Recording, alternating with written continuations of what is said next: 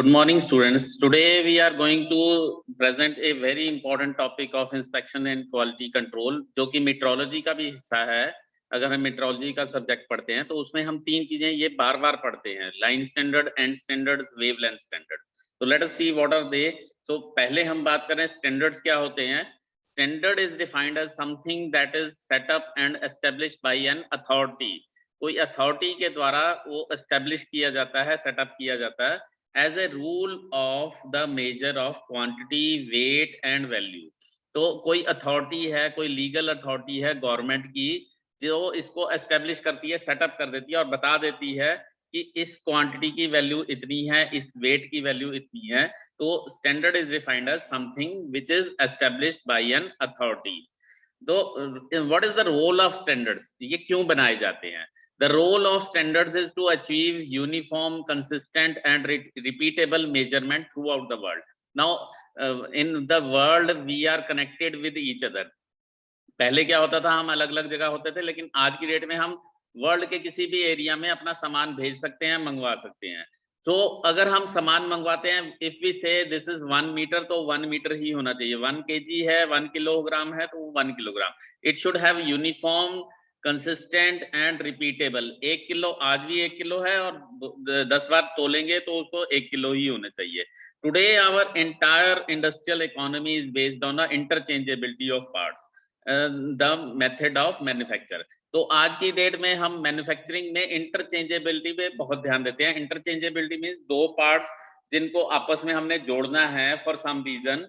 तो एक मान लो इटली से आया है, एक जापान से आया है, एक चाइना से आया, उनको हम अगर उनकी मेजरमेंट सेम होगी तो वो कहीं ना कहीं हम जोड़ पाएंगे। This is the role of standards and this standards are chosen in international conferences. ज्यादातर इंटरनेशनल कॉन्फ्रेंसेस होती हैं और वहां पे इनको चूज किया जाता है। Held currently about 4 years apart in France. ज्यादातर वो फ्रांस में होती है और 4 साल के बाद होती है।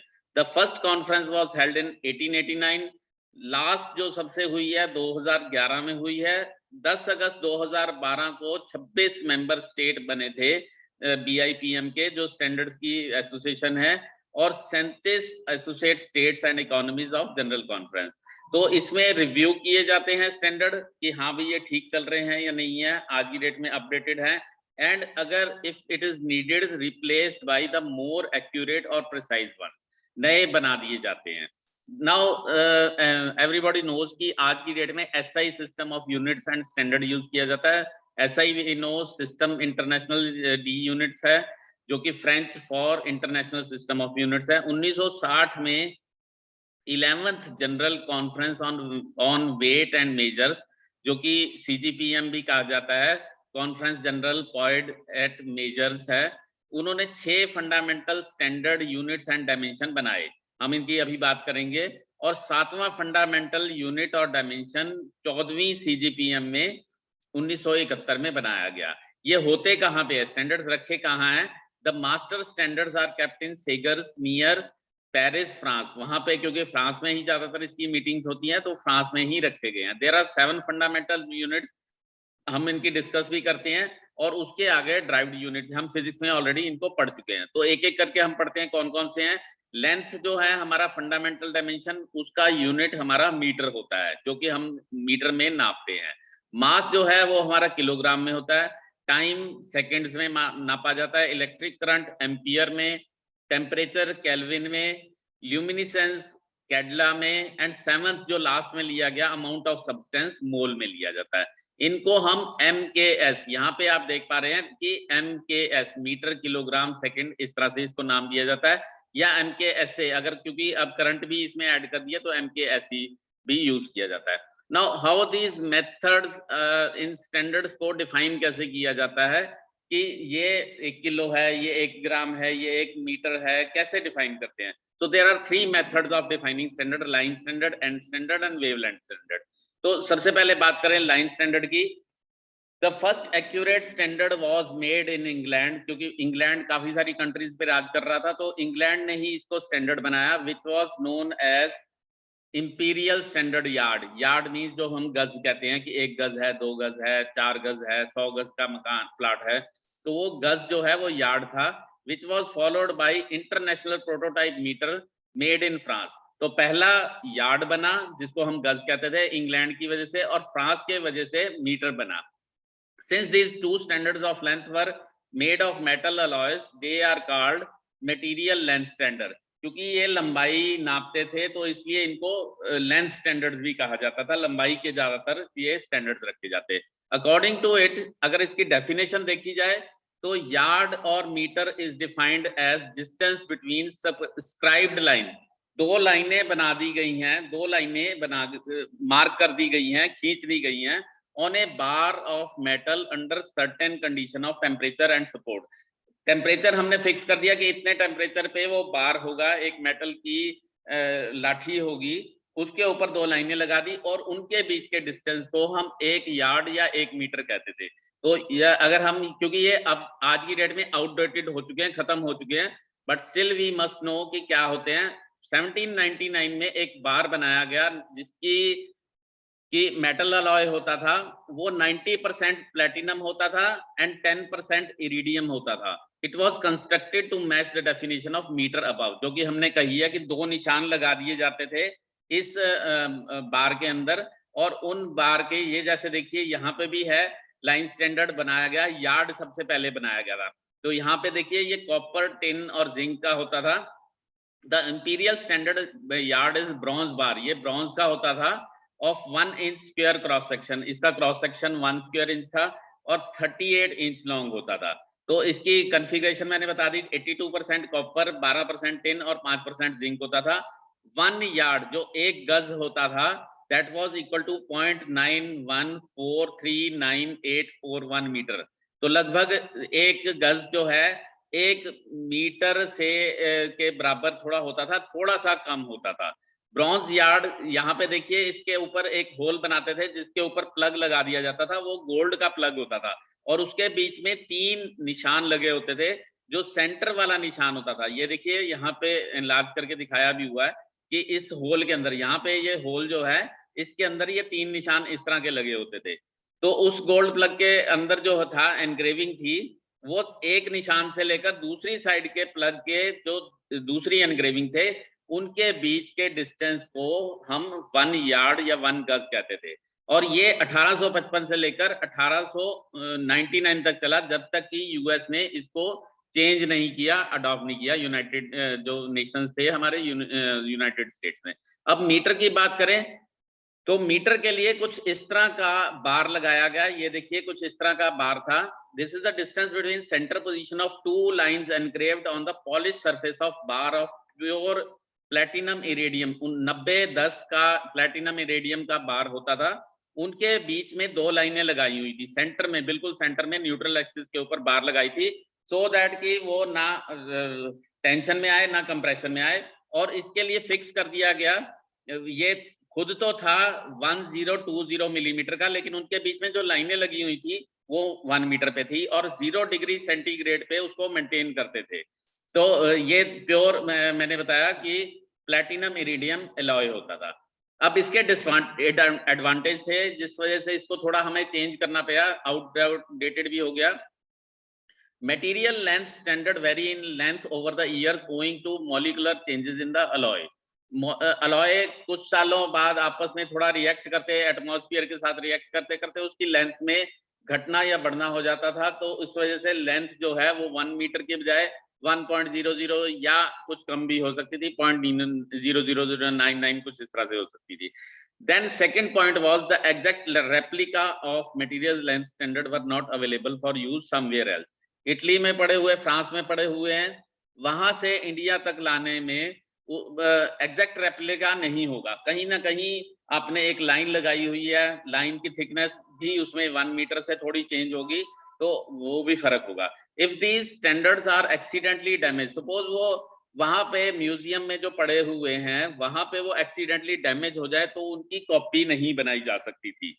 And fourth was conversion factor have to be used for changing over to metric. अगर वो यार्ड सिस्टम से आप उठा रहे हैं तो मीट्रिक में कन्वर्शन फैक्टर लगाना पड़ता था, वो कन्वर्शन फैक्टर एग्जैक्ट नहीं होता था. तो हमने दूसरे वाले यूज किए, they were end standards. End standards क्या थे? व्हेन द लेंथ, अब देखिए लाइन स्टैंडर्ड 2 लाइनों के बीच के डिस्टेंस का बनाया गया था। एंड स्टैंडर्ड क्या था कि एक हमारे जो बना दिए गए स्लिप गेजेस बना दिए गए। स्लिप गेजेस में क्या होता था, एक क्यूब टाइप की चीज हो गई, और क्यूब का के एंड जो उसके पैरेलल फेसेस होते थे उनके एंड से हम उसको स्टैंडर्ड बनाते थे। When the length being measured is expressed as the distance between two parallel faces, then it is known as end standard. दो पैरेलल फेसेस हैं क्यूब के या एक फ्लैट सरफेस के, तो उनको हम एंड स्टैंडर्ड करते हैं। द एंड स्टैंडर्ड्स, क्योंकि एंड स्टैंडर्ड के एंड जो हैं वो बहुत बढ़िया होने चाहिए, तो वो हार्ड किए जाते हैं, लैपिंग की जाती है और पैरेलल किए जाते हैं to a very high accuracy. ये एक्यूरेसी होती है डायमेंशन टॉलरेंस 0.0005 0.0005 मिलीमीटर। तो इनके एग्जांपल स्लिप गेजेस हैं, हम आगे इसको देखेंगे भी कि स्लिप गेजेस कैसे काम करते हैं। Slip gauges, gap gauges, ends of micrometers. अब स्लिप गेजेस आर, इनको जोहानसन गेजेस भी कहते हैं। They are rectangular block of steel having cross section of 30 millimetre face. यहाँ पे देखिए कि इसका फेस जो है वो 30 मिलीमीटर है और विड्थ जो है वो 10 मिलीमीटर है। तो ये इस तरह का होता है, ये इस तरह से आपको डब्बे में मिलता है, और ये स्टील के होते हैं। मैंने बताया कि इनकी साइड्स जो होती हैं वो ग्राउंड होती हैं, हार्डन होती हैं और लैप्ड भी होती हैं।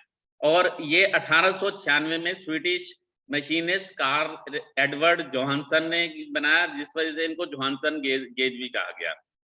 नाउ अब ये गेजेस काम कैसे करते हैं, हम क्या करते हैं, एक गेज की एक लेंथ होती है, जैसे कि अभी पिछले आपने ब्लॉक में देखा, ये अलग लेंथ का है, ये 60 का है, ये 90 का है, ये 100 का है।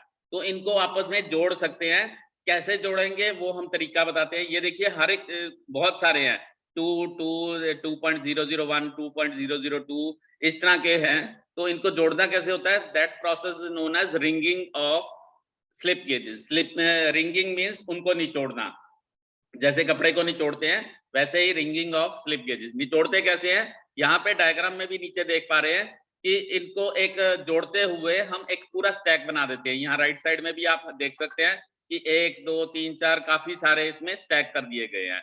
अब लेकिन कोशिश करते हैं कि इसमें मिनिमम हो, और इसको क्या करते हैं, सबसे पहले साफ करते हैं उसकी सरफेस को, क्योंकि ये बहुत चमकदार सरफेस होती है, तो उसको पहले लेदर कपड़े के साथ साफ करते हैं, और पहले उनको एंगल के ऊपर 90 डिग्री एंगल के ऊपर उसको डालते हैं, पूरा प्रेस करते हैं, और फिर उसको रिंगिंग जैसे कपड़ा निचोड़ते हैं वैसे उसको ट्विस्ट कर देते हैं। तो यहाँ पे हम इसका डायग्राम भी अगर देखें, it happens due to molecular adhesion between liquid film. ये देखिए यहाँ से हम इसको प्रेस करेंगे और इसको रिंगिंग करते हुए इस तरह से करेंगे, मेटिंग सरफेसेस जो है आपस में जुड़ जाएंगी। इसी तरह से हम आगे आगे एक एक करके इनको जोड़ते चले जाएंगे। नाउ द थर्ड वन, ये अब एंड स्टैंडर्ड थे। थर्ड वन बनाया हमने लाइट या wavelength standard, optical wavelength standard. Wavelength, light की वेवलेंथ से उसको स्टैंडर्ड बनाया, क्योंकि अब पहले वाला जो था लाइन स्टैंडर्ड, उसकी प्रॉब्लम्स बताई, एंड स्टैंडर्ड की हमने प्रॉब्लम बताई। तो यहाँ पे हमने देखा कि उसको फ्रांस से अपने देश तक लाने के लिए बहुत मुश्किल होती थी, और उसकी टाइम टू टाइम चेंज भी हो सकती है। गर्मी में उसकी लेंथ बढ़ गई, सर्दी में उसकी सिकुड़ गई। Because of the problem of variation in length, the possibility of using light as a basic unit to define primary standard has been considered. The wavelength of a selected radiation of light, कोई भी एक light select कर ली और उसकी wavelength को basic unit of length मान लिया, और इसको क्योंकि ये फिजिकल नहीं है, it need not to be preserved, इसको कहीं म्यूजियम में नहीं रखना, और इसको कहीं पे भी बैठ के आप रिप्रोड्यूस कर सकते हैं। आप इंडिया में बैठ के, चाइना में बैठ के कहीं पे भी रिप्रोड्यूस कर सकते हैं, कोई भी एरर नहीं आ सकता। तो सबसे पहला वेवलेंथ स्टैंडर्ड जो 1983 तक यूज किया गया, that was krypton field discharge tube. इस तरह की देखिए KR इस तरह की ट्यूब थी जिसके अंदर क्रिप्टन जो है वो फिल की गई थी, नोबल गैस। वो कौन सी थी, एक कलरलेस, ऑर्डरलेस। कलरलेस मींस कोई कलर नहीं था, कोई खुशबू नहीं थी, टेस्ट भी नहीं था। नोबल गैस मींस उसकी कोई रिएक्शन नहीं होती किसी दूसरे के साथ। तो उसको आइसोलेट करके इसमें डाला गया, और उसके बाद जो उसकी one orange red spectral line, orange red line जो है उसकी लेंथ निकाली, उसकी लेंथ के हिसाब से इसको हमने मीटर को डिफाइन किया। नाउ इसके एडवांटेज क्या हुए हमें? The length does not change, इसकी लेंथ नहीं चेंज होती, रिप्रोड्यूस किया जा सकता है और accessible to any physical laboratory, India में, चाइना में, कहीं पे भी। ऐसा नहीं है कि फ्रांस से जाके नाप के लेके आना पड़ता है कि ये 1 मीटर है। And it can be used for making measurement with much higher accuracy और wavelength standard can be reproduce consistently at any time. आज भी कर सकते हैं, कल भी कर सकते हैं। तो अब देखें हम स्टैंडर्ड्स कौन से हैं। लेंथ की अब बात करें तो आज की डेट में metre is the length which is path travelled by light in vacuum during a time interval. आज की डेट में वो क्रिप्टन को भी हमने छोड़ दिया 83 के बाद। आज की डेट में जो अल्ट्रावायलेट रेज होती है उससे हमने मीटर को नापा, जो उसकी पाथ वो ट्रेवल करती है, जो हमारी ये अल्ट्रावायलेट रेज है उसकी एक जो ट्रेवल करती है 1/299,792,458। तो इसको आपको थोड़ा याद करना चाहिए, 1 सेकंड में जितना ट्रेवल करती है दैट इज 1 मीटर। तो मीटर ऐसे लिखे, ये ब्रिटिश में लिखे या मीटर, वो दोनों ही चलते हैं।